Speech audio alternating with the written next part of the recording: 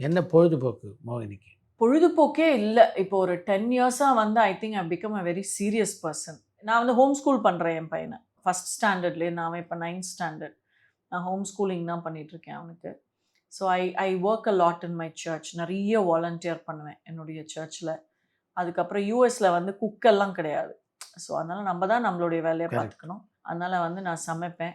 எனக்கு பர்சனல் சமையல்காரன் ஒருத்தர் இருக்காரு. என்னால பண்ண முடியலன்னா அவர் சமைப்பாரு. அதான் பரத். ஸோ அது வந்து இங்கேயும் அங்கேயும் கிளாஸுக்கு இங்கேயும் அங்கேயும் எங்கேயாவது கூட்டிட்டு போயிட்டுருப்பேன். ஹாபின்னு வந்து பார்த்தீங்கன்னா வந்து ரீடிங் தான்.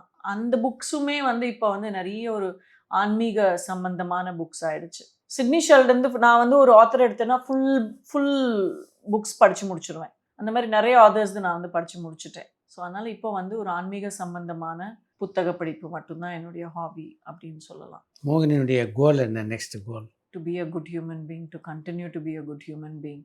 கண்டிப்பா வந்து நான் செத்து போறதுக்குள்ள ஏதாவது ஒரு அட்லீஸ்ட் ஒரு 10 ஃபிலிம்ஸ் ஆர் 10 ஓடிடி நான் டைரக்ட் பண்ணிடணும்னு எனக்கு ரொம்ப ஆசை அங்கிள். அருமை. ம்.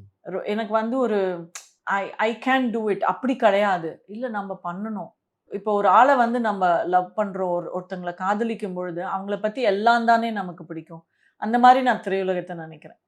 இதுல இருக்கிற எல்லா ஃபேசட்ஸும் நம்ம கத்துக்கணும் அப்படிங்கிறது என்னுடைய ஆசை. கொஞ்சம் கேமரா ஆங்கிள், கொஞ்சம் லைட்டிங், கொஞ்சம் சவுண்டு. கொஞ்சம் கொஞ்சமாவது கத்துக்கணும். ஏதாவது நம்ம கத்துக்கிட்டது நமக்கு திரையுலகம் குடுத்தத கொஞ்சம் திருப்பி குடுக்கணும் அப்படின்னு எனக்கு வந்து ஒரு ஆசை.